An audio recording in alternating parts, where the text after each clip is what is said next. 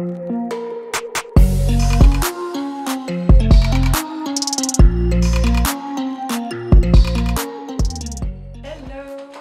y a quelques semaines, j'ai eu l'occasion d'aller en Italie, d'aller à Rome et à Naples. En plus de vous faire un vlog, je me suis dit que ça serait peut-être plus sympa de vous donner mes astuces, mes conseils et des informations aussi sur l'architecture et sur ce que j'ai vu pour que ça puisse vous donner envie d'y aller et aussi vous en apprendre un peu plus sur tout ce qui est antiquité, tout ce qui est archéologie et tout ce que j'ai pu y voir là-bas. Donc je vais reprendre des choses que j'ai vues en cours cette année au second semestre sur l'Antiquité. Dans un premier temps, est-ce qu'on peut aller à Rome sans aller voir le Colisée qui est quand même une des 7 merveilles du monde moderne? Alors mon astuce numéro 1, c'est d'aller prendre son billet pour le Colisée, pas au Colisée, mais en fait ce que tu vas faire c'est que tu vas prendre un billet, on va te vendre un billet pour le Colisée, le Forum et le Palatin. Et en fait il y a 3 bureaux où tu peux acheter les billets et au Colisée la foule elle est immense. Nous on avait commencé à faire la queue, on a mis 1h30, on avait avancé de que dalle. Donc on en avait marre, on s'est dit tant pis on reviendra super tôt pour essayer d'avoir un peu moins de queue. Mais en fait non, parce que au Forum il y a quand même pas mal de monde mais déjà beaucoup moins qu'au Colisée et au Palatin il y avait personne. On était vers le midi, il y avait personne et donc en gros notre billet on l'a eu en 10 minutes. Et avec ce billet là tu peux aller au Colisée et t'as juste à faire la queue pour rentrer dedans au lieu de faire la queue pour acheter ton billet et ça te fait gagner un temps énorme. Pour en venir au Colisée, c'est une construction qui est typiquement romaine. En fait c'est un amphithéâtre, c'est là où se trouvaient les combats de gladiateurs. C'était des journées pour célébrer des défunts. Par exemple Jules César il a fait une journée pour célébrer la mort de son père, sachant qu'il l'a fait 14 ans après parce qu'en fait toutes ces processions, toutes ces fêtes, ça avait un impact politique pour montrer son pouvoir, pour montrer à quel point on était capable de réunir le peuple et vraiment montrer à quel point on était puissant, donc c'était vraiment quelque chose de politique. Et il a fait se réunir 320 duos de gladiateurs. Donc les combats de gladiateurs, qu'est-ce que c'est? Alors en fait c'est à la base c'était juste des combats où les gens en fait dès qu'il y en avait un qui était blessé c'était fini et celui qui avait blessé l'autre avait gagné. Et avec le temps, vu que ça prenait beaucoup plus d'ampleur, on a décidé de étendre le truc à le premier qui est mort. Donc c'était tous les prisonniers. Alors il faut savoir que c'était des journées entières. Le matin il y avait des combats d'animaux. En fait, ils exécutaient des animaux et après l'après-midi, il y avait toute une parade, enfin au début il y avait toute une parade des gladiateurs et après c'était les combats de gladiateurs. Le Colisée il a été construit parce que les empereurs ils voyaient que ça avait vraiment un énorme succès les combats de gladiateurs et du coup ils ont construit le Colisée qui est le plus connu et le plus grand des amphithéâtres qui mesure un peu moins de 50 mètres de haut. Il pouvait accueillir entre 50 000 et 100 000 personnes, ce qui est énorme. C'était vraiment quelque chose de très organisé. Il y avait aussi des batailles navales qui étaient mises en place dedans. Pas passer non plus à côté du Forum, c'était un centre politique, religieux et de la vie civile. Donc c'était vraiment là où se concentraient la plupart des activités politiques et des bâtiments importants qui soient religieux ou politiques. Ensuite, il ne faut pas passer à côté du Panthéon, qui est un temple qui, en fait Panthéon ça signifie tous les dieux, donc c'est un temple qui n'est pas dédié à un seul dieu mais à vraiment tous les dieux et qui est une des constructions qui est le mieux, en meilleur état. Donc elle a été détruite 2 fois mais elle a toujours été restaurée. C'est là aussi où il y avait une des premières coupoles et en fait il faut savoir que l'oculus, et en fait il est vide, donc en gros quand il pleut aussi à l'intérieur.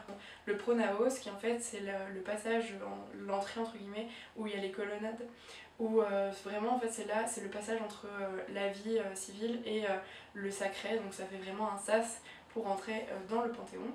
Ensuite, quand on va à Rome, on peut pas non plus passer à côté du Vatican. Alors pour aller au Vatican, il y a 2 entrées. Il y a l'entrée qui passe par le musée du Vatican et il y a l'entrée classique. Donc le musée du Vatican c'est payant.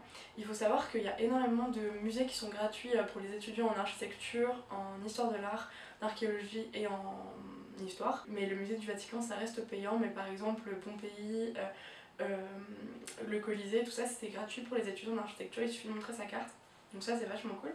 Bon après sinon pour les autres étudiants c'est pas trop cher, il me semble que c'est 2 € donc ça va. Et donc le musée du Vatican c'est vraiment un musée qui est immense avec énormément d'œuvres d'art.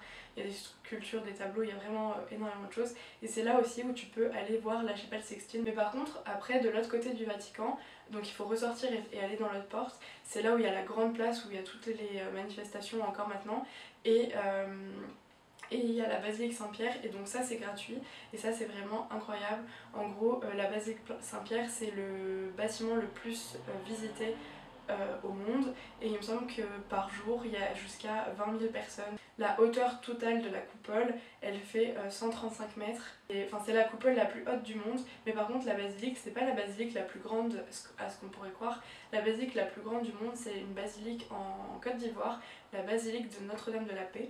Quand on va à Rome, on ne peut pas passer à côté de la fontaine de Trévi qui est superbe à voir, mais il y a encore une fois énormément de touristes autour, donc c'est vrai que c'est peut-être pas le top.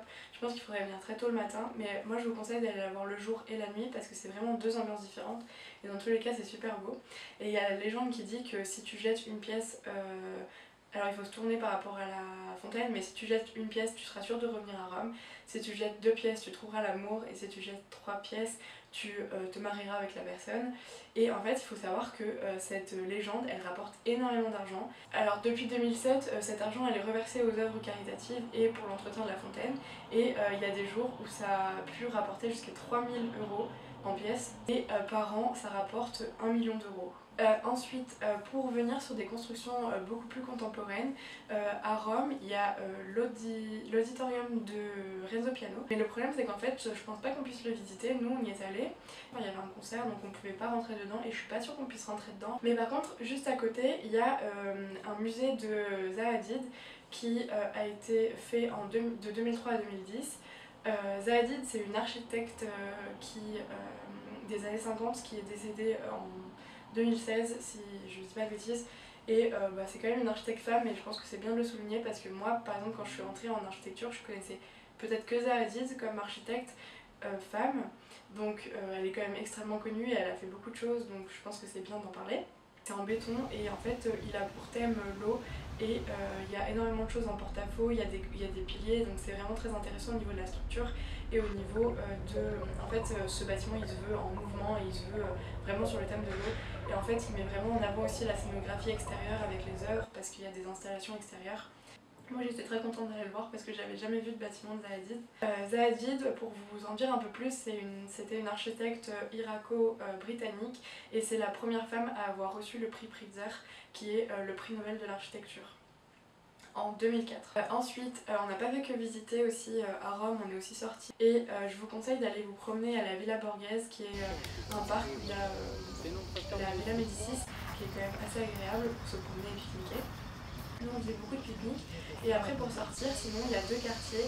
Il y a le quartier Pigneto dans lequel on logeait avec notre Airbnb, qui est un quartier très jeune et pas trop cher pour sortir, et c'était sympa. Et aussi il y a une place sur laquelle on a été manger une pizza un soir qui t'offre un panorama vraiment super beau de la ville de Rome, et je me souviens plus du tout le nom de la place, mais je vous mettrai des images. À Naples, en gros on a visité le cloître de Santa Chiara qui est je pense une des seules choses à faire à Naples. En fait il n'y a pas énormément de choses à faire à Naples. Moi j'ai pas vraiment aimé Naples même. Par contre on est allé à Pompéi en train depuis Naples, ça nous a coûté je sais pas genre 4 €, et c'est vraiment quelque chose à faire. Alors si je peux vous donner un conseil, c'est d'y aller le soir parce qu'en fait le soir il y a vraiment personne. Il me semble qu'on est allé vers 17h30 et ça fermait à 19h, et c'était vraiment le parfait timing parce qu'en plus la lumière elle est beaucoup plus jolie, il fait beaucoup moins chaud et il n'y a personne.